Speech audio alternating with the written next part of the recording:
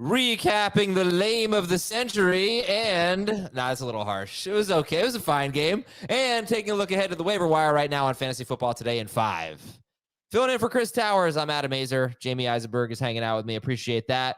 Philadelphia 21, Kansas City 17. Look, I don't know if it lived up to hype or not, but it was good. It was a good game. A little sloppy, bad weather, too many drops. Would have liked to see the Eagles have a chance for a game-winning drive after what should have been the MVS touchdown. But what are your takeaways here? I heard you on HQ talking about Devontae Smith as a big winner. And I got to say, L'Jarius Sneed should be in the Pro Bowl, if not all pro. Guy is freaking great this year.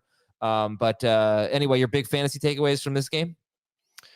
I mean, you kind of, hit on a big topic is clearly the drops. I mean, Mahomes should have had a huge game tonight, and it was frustrating. I feel bad for him. He makes some incredible throws.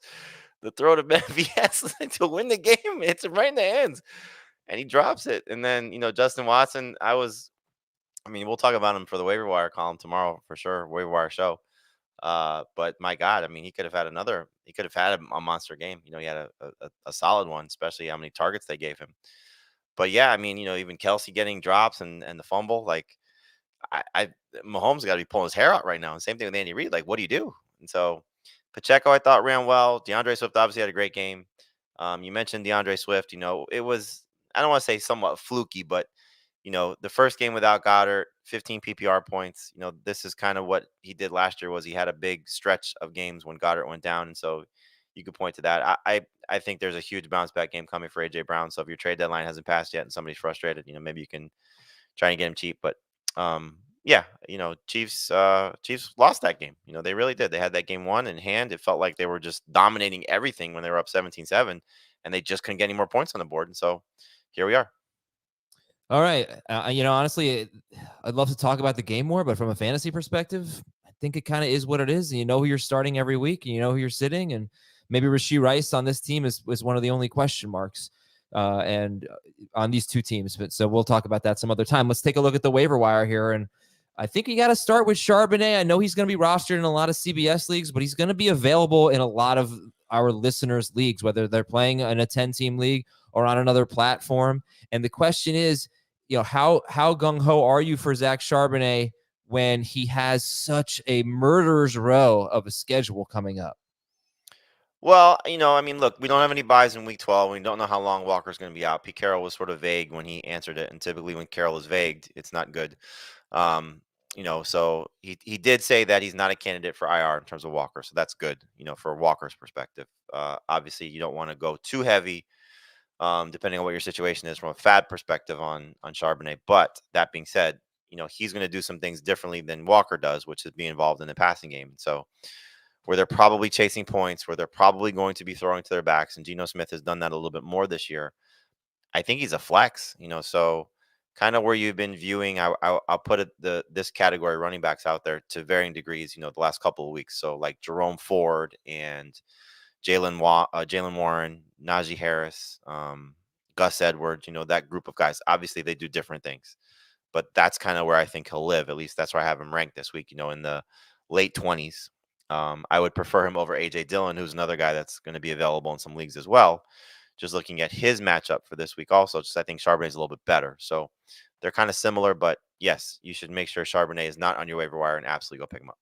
Who are the other priorities on the waiver wire? Not the easiest week, I think.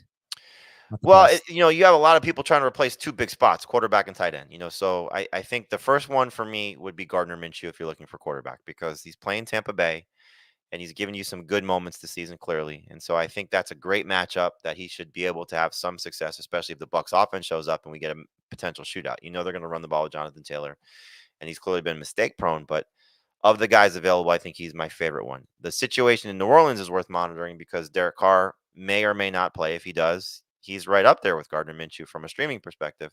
If he's not, so is James Winston. It's going to be fun. He's going to put up points. So just keep an eye on that. So if you miss on those guys, Winston's basically a free space because I don't know how many people are like clamoring to go get him. So those are the quarterbacks that I put the biggest premium on of the guys that are available. At tight end, it's a little bit more tricky. You have some guys that are out there. The one that everybody's going to look at is going to be Isaiah Likely.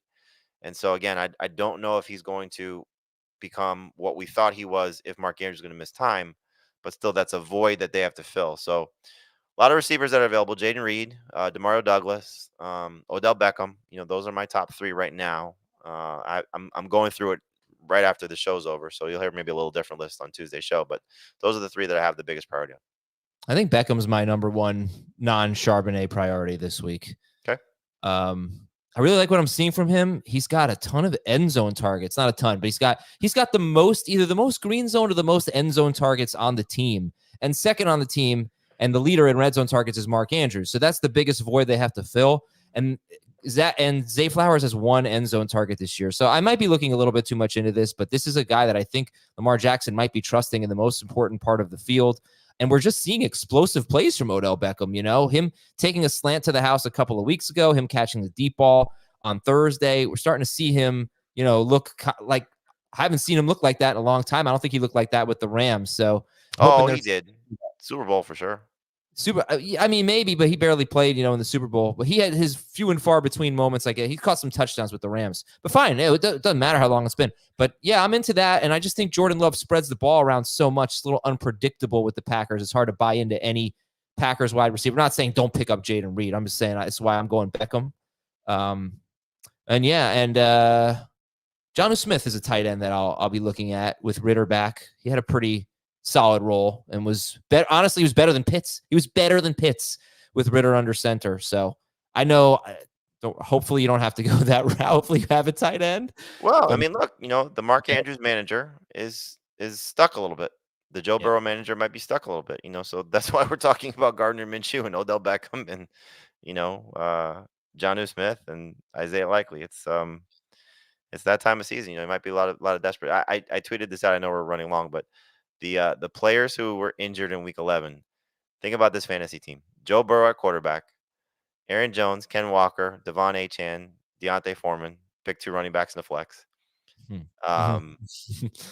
Cooper Kupp and Darius Slayton were the receivers, and Mark Andrews at tight end. Like, that's a phenomenal fantasy team, aside from really Slayton, of what you could have.